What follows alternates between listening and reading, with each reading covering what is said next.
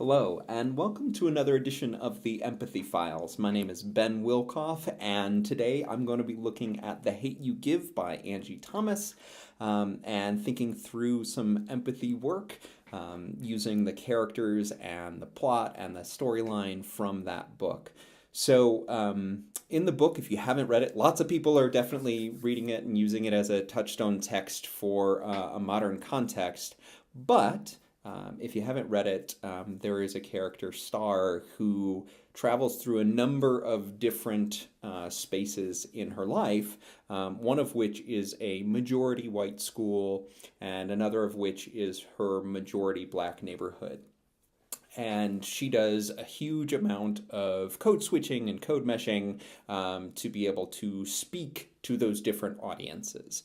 And that to me is something that is so representative of the way that many of our kids and even our adults within educational institutions, the way that they traverse them, is that they have to code switch for each different audience, including going from one teacher to the next teacher, having to figure out what the expectations of that particular teacher are, and being able to switch into a voice that is going to work for that teacher. I see it all of the time in kids who have multiple languages under their belt. They are speaking a different language at home and things like that. And that's a very obvious sort of code switch, right? Like, I can't speak the language that I might know better in this particular context because people will not be able to understand me. That's like super concrete.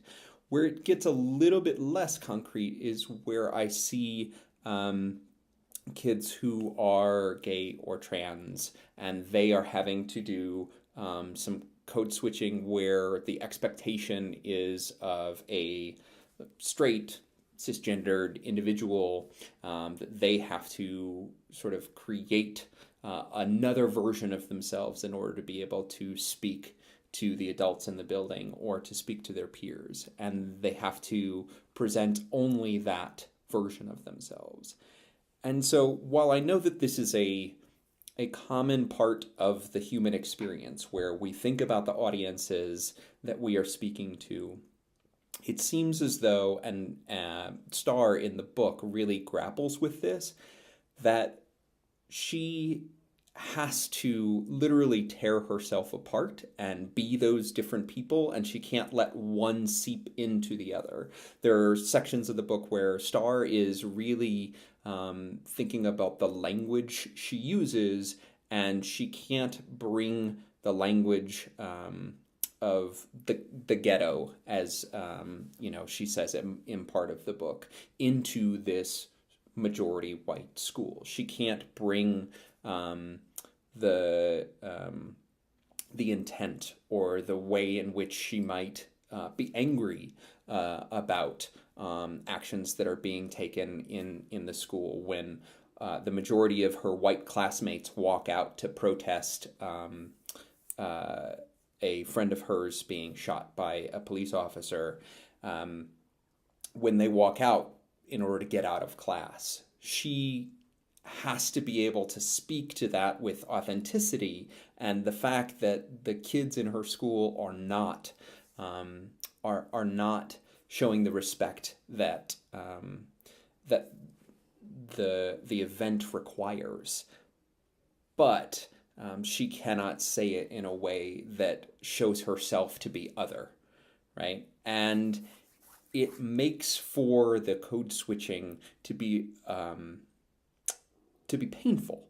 It is a painful experience for her to have to switch back and forth constantly and to not feel like herself in sometimes either of those places. Because the thing that it does is it puts you in this in-between space.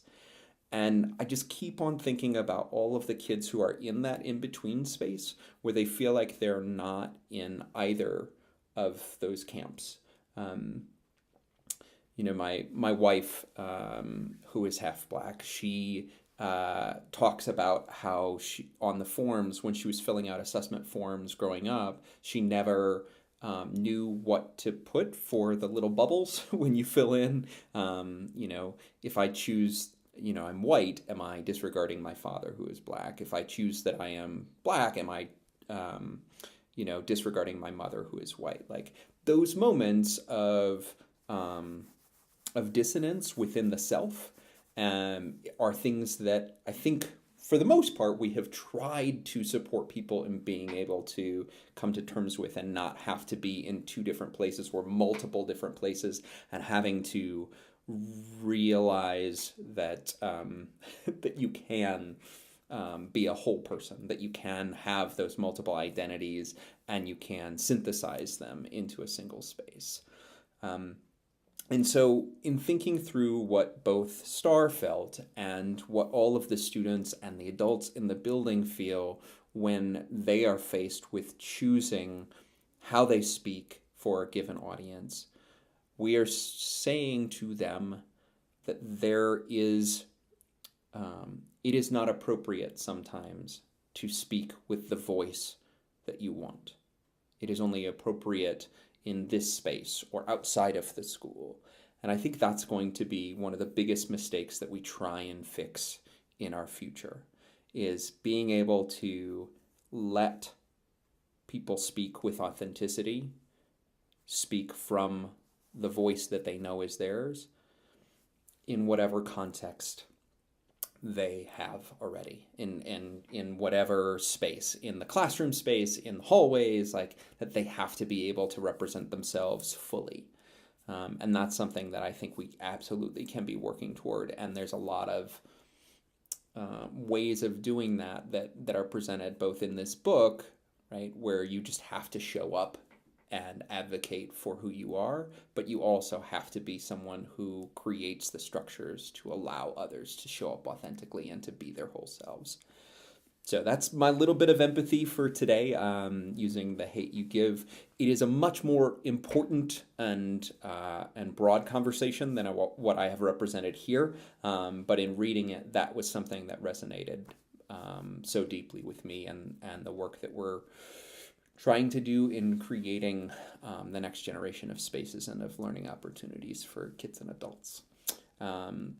If you'd like to respond or think through how you saw the book or how you see code switching and representing your whole self, I'd love to hear about it. Please leave a comment or create a response video. All right, have a great day.